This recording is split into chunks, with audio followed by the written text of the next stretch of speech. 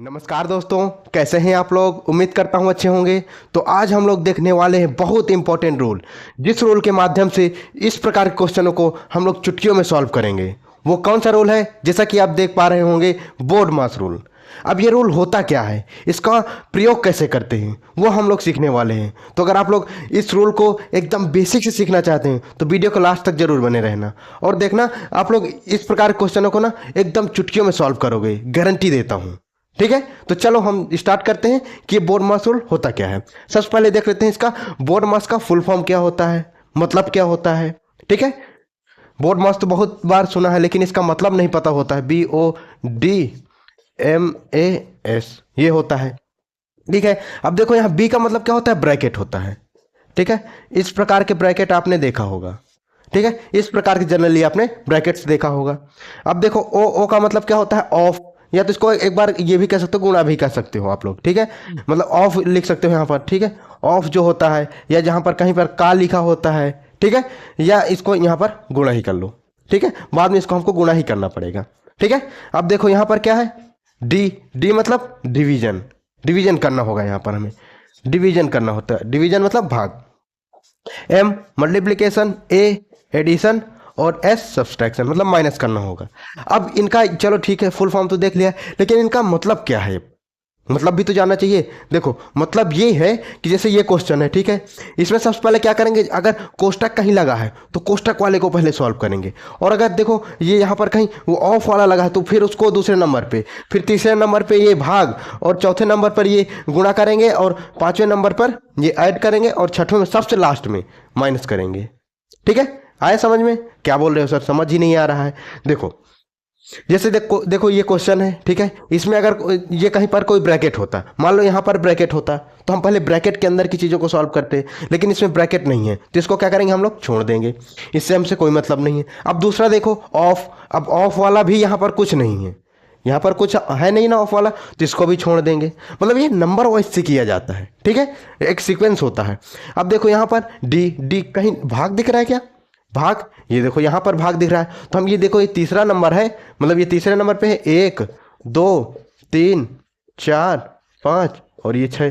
ठीक है, तीसरा नंबर वाला हमको मिल गया, तो हम लोग इसको करेंगे। ठीक है, यहाँ पर अब इसको करेंगे, तो अभी हमसे इनसे कोई मतलब नहीं, इनसे हमें केवल इससे मतलब है, इनको हम लोग सॉल्व करेंगे। ठीक है, तो इनको हम वैसे का वैसा लिख देते हैं, 3/7 गुणे 21/6 माइनस 1/4 और ये प्लस। अब इससे हमसे मतलब है तो हम इसको करेंगे पहले। ठीक है, तो क्या कर सकते हैं, यहाँ पर देखो ये भाग है ना, भाग वाली संख्या को हम लोग क्या कर सकते हैं, अगर भाग के इस तरफ जो संख्या हो, इस तरफ जस्ट उसके बाद में, तो उसको हम लोग पलट देते हैं। अब पलट के क्या करते हैं, इसके जगह में ये जो ये भाग है ना, इसके जगह में हम लोग गुणा कर देते हैं।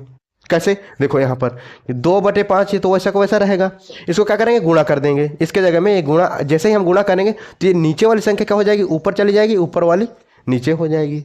ठीक है, तो क्या हो जाएगा, 20/1। एक लगाओ या मत लगाओ कोई मतलब नहीं होता है। ठीक है, वो सब में लगा ही रहता है। अब देखो अब कौन सा है, ये तो हमारा हो गया। अब कहीं भाग तो बचा नहीं, नहीं बचा। अब हमको क्या देखना है, अब हमको देखना है कि ये गुणा मतलब मल्टीप्लिकेशन कहाँ पर है, किस संख्या के पास मल्टीप्लिकेशन है। तो देखो हमें दो जगह देखने को मिल रहा है, कौन कौन सी, एक ये हो गया, एक ये हो गया। तो चलो इसको सॉल्व करते हैं हम लोग। इसको सॉल्व करेंगे तो देखो अभी हम इससे कोई मतलब नहीं होगा, तो इसको हम लोग वैसा का वैसा रखा रहने देंगे, और क्या करेंगे, इसको पहले सॉल्व कर लेंगे। तो चलो देख लेते, इसको पहले क्या करेंगे, काटेंगे। ठीक है, तो अगर आप लोग को देखो काटना ना आ रहा हो, काटना तो मेरे को लग रहा है कि आपको आ रहा होगा, अगर नहीं आ रहा होगा तो यहाँ देखो आई बटन में दिख रहा होगा, वहाँ हमने सीखा था कि कैसे काटा जाता है, ये संख्याओं को कैसे काटते हैं उसको देख लेना। ठीक है, तो आपको समझ में आ जाएगा कि कैसे काटते हैं। अब देखो यहाँ पर इसको क्या करेंगे, इसको सॉल्व करेंगे, मतलब ये दोनों संख्या इनको हम सॉल्व करने वाले हैं। ठीक है, तो चलो सॉल्व करते हैं। क्या करेंगे, 7 एकम 7 7 त्रिक 21। ठीक है, अब 3 एकम 3 3 दूनी 6। ठीक है, यहाँ पर क्या होगा, 5 एकम 5 5 चौको 20। ठीक है, ये हो गया हमारा, ये कट गई संख्या है। अब क्या करना है हमको, आगे आगे बस अब क्या करना है, ये एक बचा, यहाँ पर क्या बचा, 3 बचा, तो 1 का गुणा 3 में करेंगे तो ये 3 ही बचेगा, और बटे 2, मतलब इसके ये पूरे के जगह में क्या आ गया, इतना आ गया। अब ये देखो माइनस और 1/4 हो गया, यहाँ पर प्लस करेंगे। अब देखो यहाँ इसके पूरे के जगह में क्या आया है, देखो 2 है यहाँ पर 4 है, तो 4 दूनी 8, 2 गुणे 4 करेंगे तो या फिर हम यहाँ क्या लिख सकते हैं, यहाँ 8 लिख देंगे, 4 दूनी 8, और अब कुछ नहीं बचा है। ठीक है, ये हो गया। अब क्या करना है हमको, अब बस क्या करेंगे, अब तो कुछ बचा ही नहीं, क्या बचा है अब देखो अगर इसके हिसाब से करेंगे तो क्या करेंगे, पहले हम लोग यहाँ पर अब एडिशन करेंगे, क्योंकि देखो यार ये गुणा तो अब खत्म हो गया, अब क्या बचा हमारे पास, एडिशन वाला बचा। ठीक है, तो अब ऐड करेंगे हम लोग। तब इससे हमसे कोई मतलब नहीं होगा, इससे बस मतलब होगा, मतलब किससे किससे, 1/4 और +8, इससे मतलब होगा हमको। ठीक है, तो चलो इसको कर लेते हैं। यहाँ पर इसका एलसीएम लेंगे 4 और ये 1 और प्लस ये कितना हो जाएगा, 8 चौको 32 हो जाएगा। ठीक है, कितना हो जाएगा ये 33/4, मतलब ये इसके जगह पे हम लोग 33/4 लिख सकते हैं, इसका वैल्यू इतना आ जाएगा। ठीक है, 3/2 माइनस 33/4 ये आ गया। अब इसको सॉल्व करेंगे, ये देखो लास्ट में क्या आ गया, लास्ट में बचा ना हमारा ये माइनस वाला। ठीक है, ये आ गया। अब इसको हम लोग सॉल्व करते हैं। ठीक है, ये क्या करेंगे, 4 इसका एलसीएम आ जाएगा तो ये 6 माइनस 33 हो जाएगा।